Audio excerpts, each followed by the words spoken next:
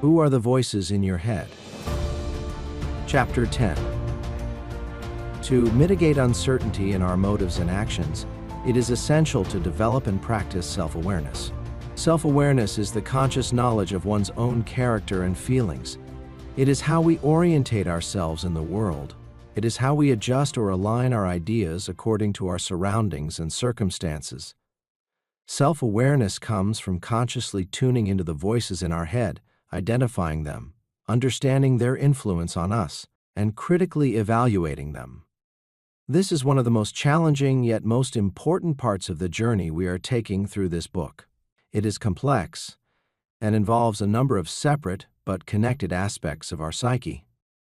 We will need to look at it from a few different angles to get a clearer image of the processes involved and how we can integrate them into our understanding. These are the key areas and perspectives we will need to take into account. 1. The voices in your head. Do you know who they are? 2. The frequency of language, how the spoken words affect us. 3. The shadow self, dragons and caves. 4. How to acknowledge and resolve those aspects of our being. We will break them down into different segments throughout this chapter in order to maintain our overall focus on the topic. Okay, let's start. Key Area 1. Who are the voices in your head? We all have voices in our head. Have you ever tried to identify who those voices are? Are you even aware of them? Can you stop talking to yourself for even a moment? Those voices are influenced by a combination of internal and external factors that left an impression on us while we were growing up. These are the environmental, social, religious, and family inputs into our lives. We are soaked in them to the point that we find it hard to identify them individually and reason with them sufficiently to understand their influence on us. They are embedded into our very being, our language, our view of the world, and our place in it. They are a constant plumbline in our thinking, our attitudes, and our behavior. It is incredibly difficult to step out from them and look at who we are from a different perspective. They are the voices in our head that are our preset way of thinking. Is that bad? Only you can answer that question, but to do that, you will need to look at their effect on your life from a neutral position, and that takes a focused effort and courage. Are those voices supporting you and encouraging you to believe in yourself, or are they making you cautious and unsure of your potential? There is much confusion with the names we give to those voices. Whilst voices, self-talk, and inner dialogue sound like the same thing, they are actually different processes in our head. Let's break it down. We'll start with voices. Voices are the negative imprint of the words and our interpretation of them that were said to us when we were growing up, and also what people say to us every day that we perceive as negative. They challenge our perception of ourselves. They belittle a part of our I and block our access to it. They make us feel unsure of ourselves and the decisions we make. They can cause us to doubt our potential and our inner self-confidence. They can weaken our belief in ourselves and encourage us to hide and stay small. They can stifle our voice and subdue our opinions. They cause us to be unsure of who we are and who we can become. Next, self-talk. This is the battleground where those negative voices fight against the positive aspects of our I. The I believes it knows what we are capable of, but those voices argue with it and point out the past times when we failed in the opinion of someone else, someone who told us how we disappointed them or where we fell short of their expectation of us, etc. Our I struggles with this battle and cannot resolve it until it willingly examines the validity of the reasons for what those voices are saying and why they are saying them.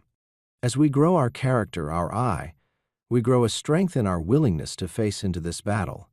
And it is a battle with a belief that we can win it. Next, inner dialogue. This operates in a different part of our brain. It is used for our practical day-to-day operations. Its purpose is to allow us to ask ourselves questions and work through the answers as a form of problem solving.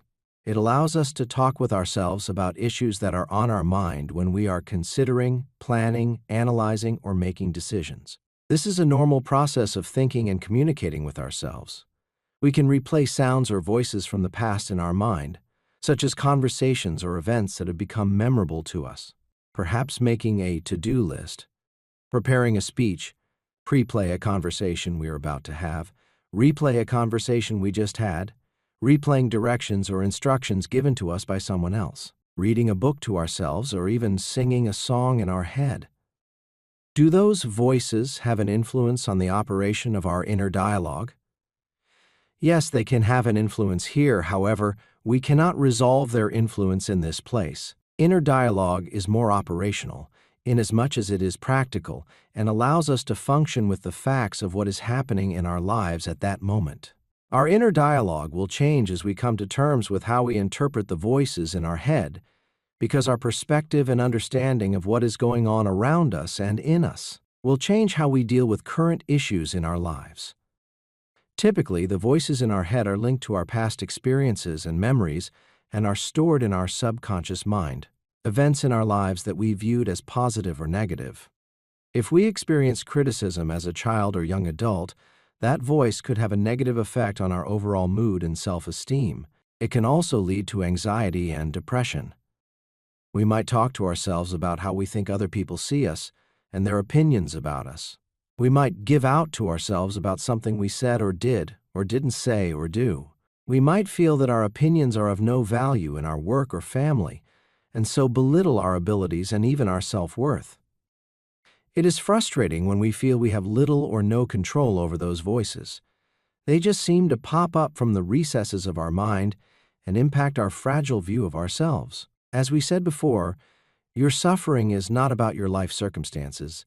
It's more about your mental commentary on your life circumstances. Those judgmental voices in your head are continually commenting on what is going on around you, and it is upsetting you. Concentrate more on what is going on inside you, and remove the judgments you are making. That's when you can get your peace back. Think of being in a dark room. You want light. You know if you open the blinds, you can have light. Your work is then to open the blinds, not produce light, because when you achieve opening the blinds, you don't have to work to produce light. It's there already. Your peace is the same. You don't have to work to get peace. Your work is to remove the blinds covering your peace, and your judgments, which are the voices in your head, are those blinds. Your parents' voices are often the loudest and the most critical.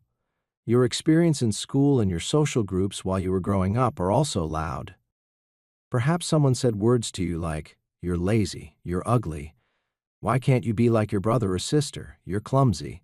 You're an embarrassment to your family. You'll never find someone to love you. You're stupid. You're just no good with your hands. You'll never amount to anything worthwhile." And many more like them leave deep wounds and emotional trauma on the inside of us.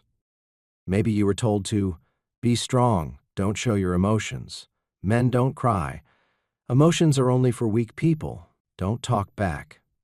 Man up and get over it. Those voices recede into our subconscious. They might sound like encouraging words of advice, however, they can make us unsure of how to deal with our emotions. They stay there until they are brought into the light and resolved. Even though we hear them in our head as words, our subconscious does not save them as words. They are saved as emotionally charged impressions. We translate those impressions back into words in our conscious mind, but not always accurately. As we said before, it's like a dent made in a piece of metal when you hit it with a hammer. It leaves an impression of the impact. The emotional force of the impact decides the depth of the impression. Over time, the details of what caused the impact fade or grow vague. Generally, the story you have decided to build around that impact is what you remember, which often bears little resemblance to the actual event. That's not to belittle the event. However, memories are often inaccurate, influenced by our perspective, and based on the emotional place we were in at the time of the event. When a memory is recalled, it is primarily the emotion of the impression, the dent, that is recalled, not the actual event, which is why an old memory can cause us to laugh or cry depending on our emotional association with that event. A perceived hurt, which might be taken out of the context of the situation, imprints a negative memory which might bear no relationship to the actual event. Have you ever said to someone, "That's not what I meant," when something you said was taken out of context by someone else? We often make similar misunderstandings about events in our own lives. Think of it like this. You might have a photo of yourself and your partner looking happy and hugging each other at the start of a party. Later that evening, you have an argument and break up. When you look back on that photo, you're sad because of what happened at the end of the evening. However, that emotional attachment you have connected to it is not portrayed at all in that photo. Our use of words, what we say either on the inside of us or in our communication with others, and our emotional understanding of those words are critical in how we evaluate their meaning to us. Context and tone are also critical. Take the word love, for example. You might say you love your partner, or love your friend, or love a good book or film, or a flower, or you love your children, or a football team, or good food, or a particular type of car or holiday, etc. The word love has many different meanings depending on the context. If you ever felt unloved, then you might be reluctant to use that word, even to your children. Take this sentence, for example. I never said she stole the money. Now, repeat that sentence out loud and, starting with I, each time you say it, emphasize the next word in the sentence. I never said she stole the money. I never said she stole the money. I never said she stole the money. I never said she stole the money. I never said she stole the money. I never said she stole the money. Can you see how a simple emphasis completely changes the meaning of what you are saying or how we interpret what someone else has said to us?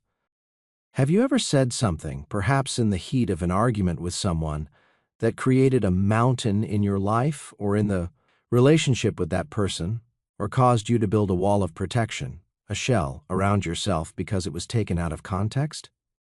The impression or dent that those words leave can be difficult to mend. However, it is also possible that your words can build bridges, heal wounds, and change long-held perspectives. Words, and our understanding of them in their correct context, are powerful.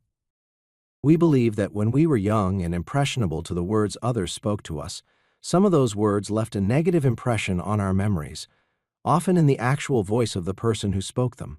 On the other hand, the positive words that were spoken to us, that we accepted as true, became our own voice in our head.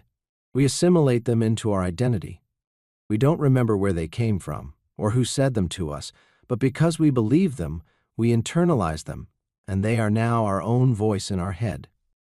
Unfortunately, as a result of that process, we hear the voice of our parents, teachers, siblings, partners, and friends as mostly negative voices, because the positive voices from those people have become our own. This can lead to a strange feeling that the world is against us and all that we want to achieve.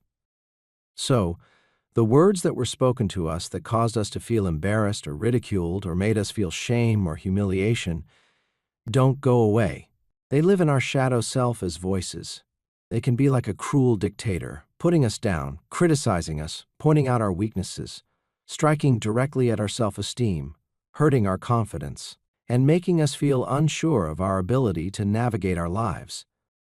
We use the negative words spoken to us to confirm to ourselves that we are inferior and not worthy of love or belonging. Let's take a closer look at how spoken words affect us. Key Area 2.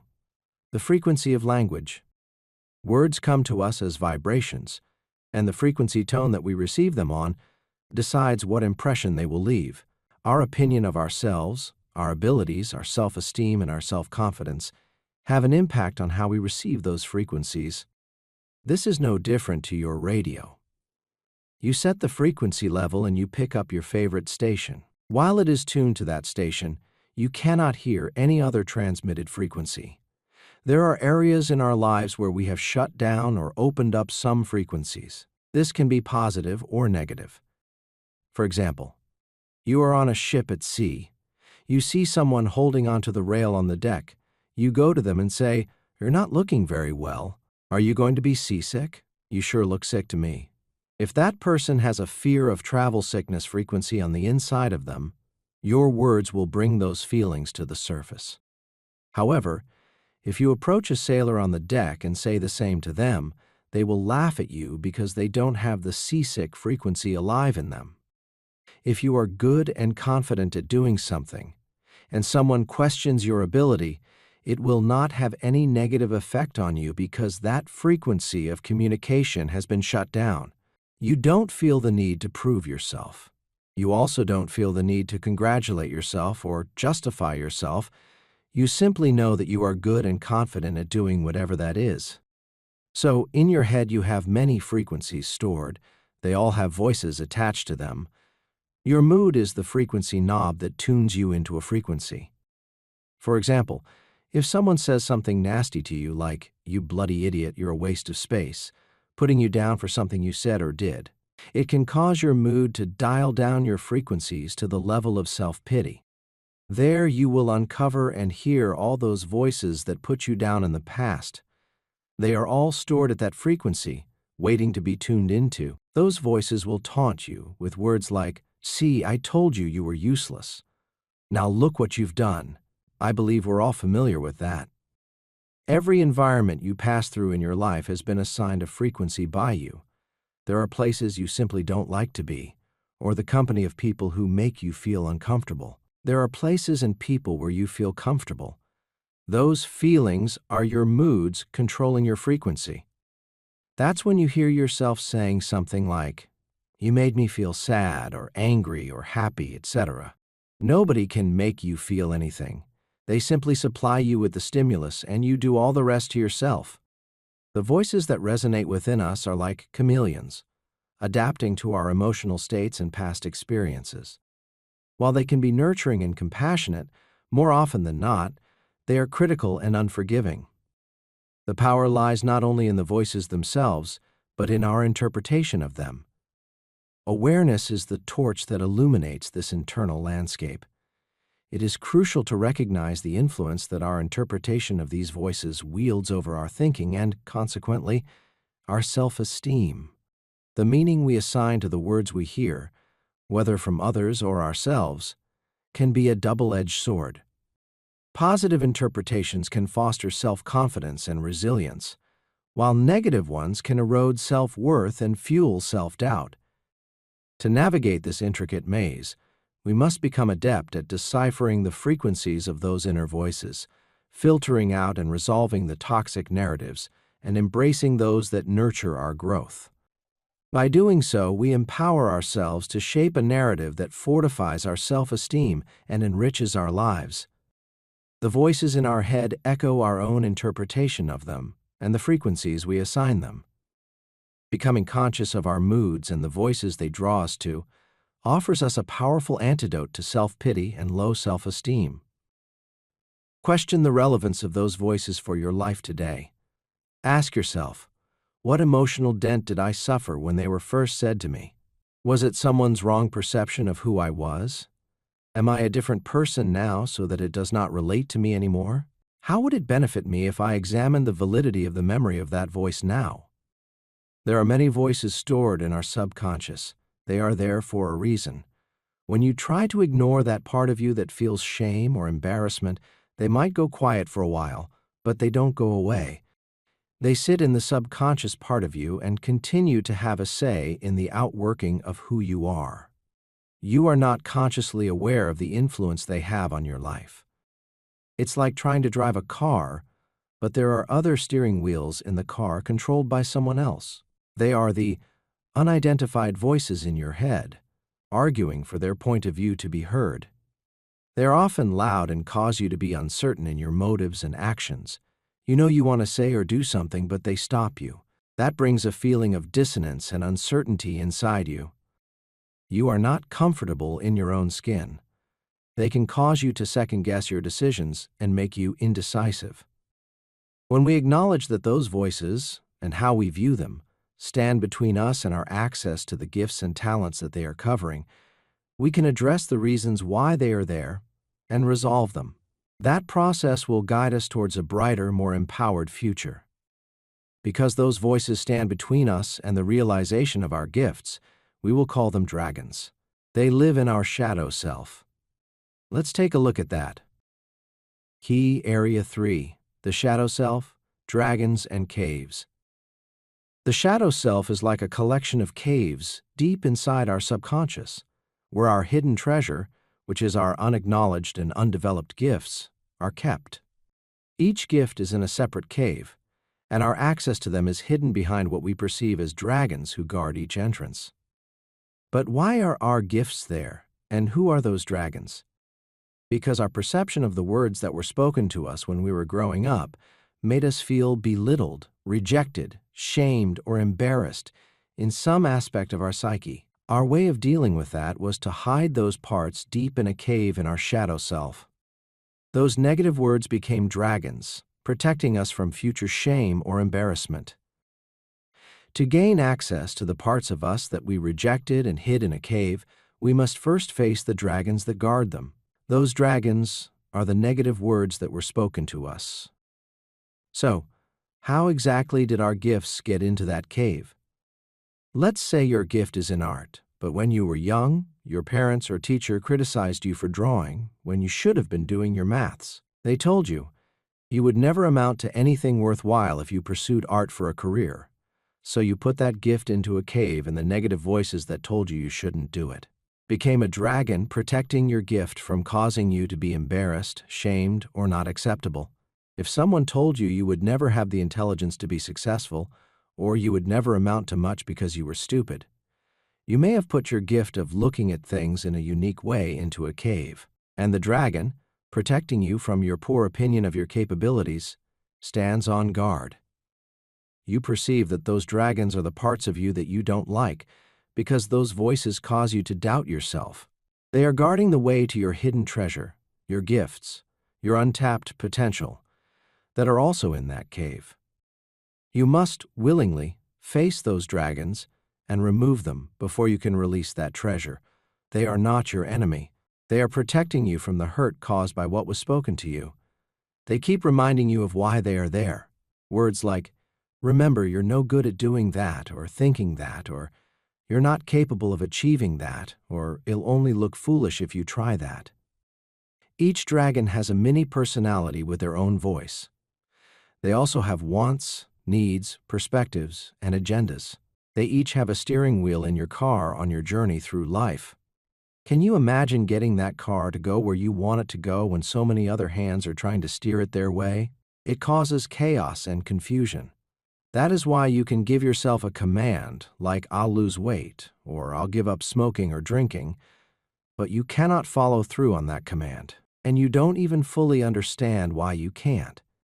Those voices are your lack of motivation, your self-sabotage, your sudden outbursts of anger, your inner frustration, your feelings of low self-esteem, your feelings of not being good enough, your feelings of unworthiness, and many more feelings that cause you to incorporate coping mechanisms into your life. We must bring them into the light of our conscious mind, our awareness, where we can identify each one of them, name them, and find the source and reason for them. Hiding from them does not make them go away. They stay in the background, influencing every decision you make. You might think that everything in your shadow self is negative, and that's why you don't want to search them out, but that is not true. Your shadow self is also the home of your unique gifts, talents, abilities, and creativity. These are the beautiful and powerful parts of your I that are desperately trying to break out, the parts that will give you access to the feelings of living an authentic and fulfilling life. In order to release them, we must first acknowledge that they are there, and also acknowledge the dragons that are keeping them locked up. Your gifts want to be an active part of your life, and they are looking for you to become conscious of them. They try to get your attention by putting obstacles in your way, or drawing your attention to something by illuminating it, or giving something meaning in your life, or by synchronicity, the occurrence of events, which appear significantly related but have no discernible causal connection, or a feeling of coincidence, events or circumstances that we notice are connected, but with no obvious reason. These subtle events are generally outside our normal daily consciousness, and so we must be intentional in our efforts to recognize them. So, how can we overcome the negative effects of those voices in our head? First, we need to acknowledge them and accept that they are currently a part of us. Next, we need to name them, and then we can resolve them. Let's take a look at that process.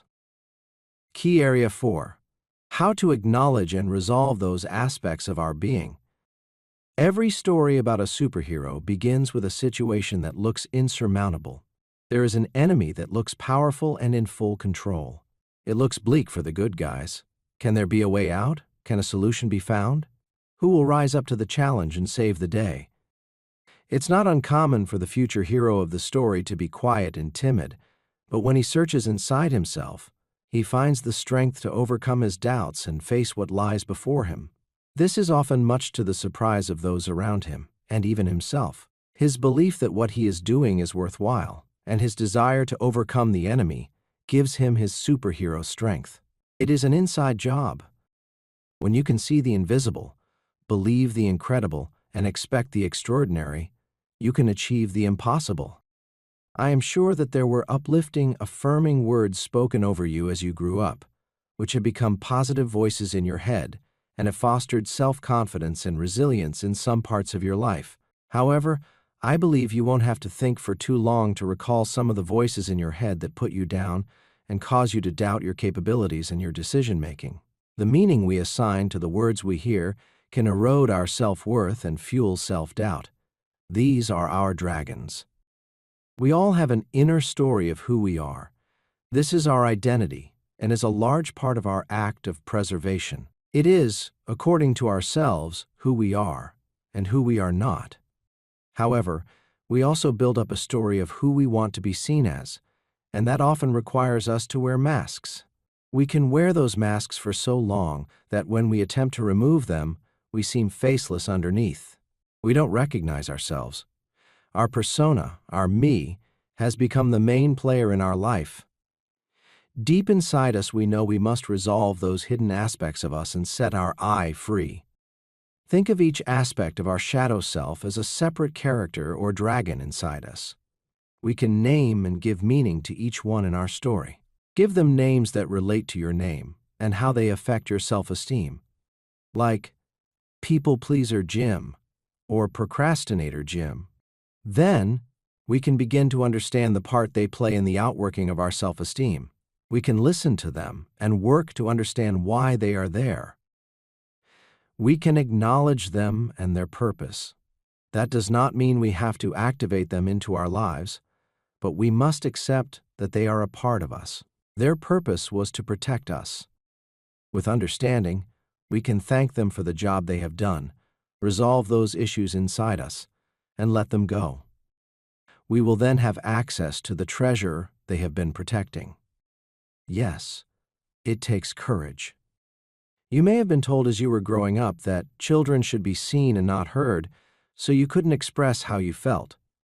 That can work out in your life as a difficulty in speaking up for yourself, or feeling shy in front of others, or having a fear of public speaking.